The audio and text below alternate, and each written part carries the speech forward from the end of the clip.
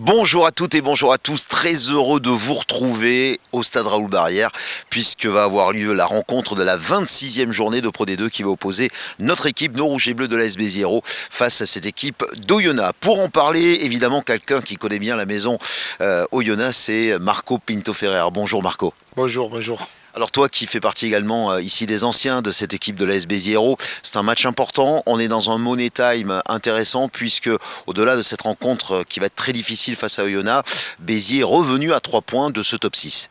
Oui, c'est vrai, c'est peut-être le match le plus important de la saison pour éventuellement espérer une qualification en fin de saison.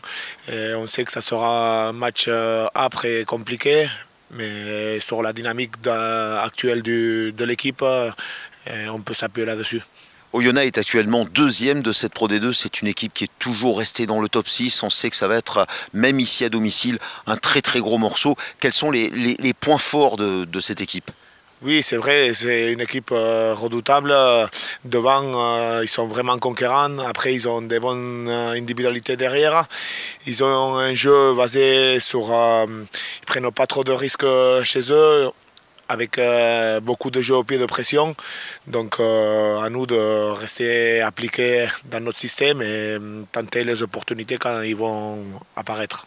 Alors, quelle va être la clé pour vous, pour nos Rouges et Bleus face à cette équipe d'Oyonnax? Bon, la discipline, on le sait, ça va être très très important. La défense, bien plaquée, bien les presser et surtout, comme tu le dis, toutes les opportunités, il faudra les prendre. Oui, c'est vrai, la discipline, c'est la clé, ça va être la clé du match.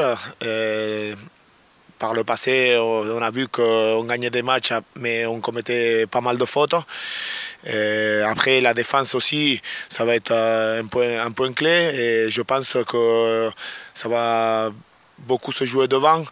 Et après, avoir des bons ballons pour que nos trois quarts puissent les exploiter le mieux que possible. Voilà, très bien. Béziers qui est sur une excellente dynamique actuellement, avec notamment, tu parlais des avants, du jeu d'avant, mais aussi ces trois quarts avec cette jeunesse, ce centre de formation qui arrive, cette identité bitéroise aussi, toi qui es ici depuis longtemps, ça fait plaisir de voir tous ces jeunes évoluer. Bien sûr, ça fait plaisir de voir que les jeunes du centre de formation, ils peuvent monter et jouer avec l'équipe première. Donc, ça montre le travail qui est fait et ça montre que tout le monde tient la route. Voilà, 20h45 ce jeudi, ici au stade Raoul Barrière. L'AS Béziers actuellement 9e mais à 3 points de ce top 6, occupé par l'équipe de Colomiers qui est à la 6e place. Il y aura aussi un match contre Carcassonne qui va être intéressant. Ben voilà, c'était un match charnière.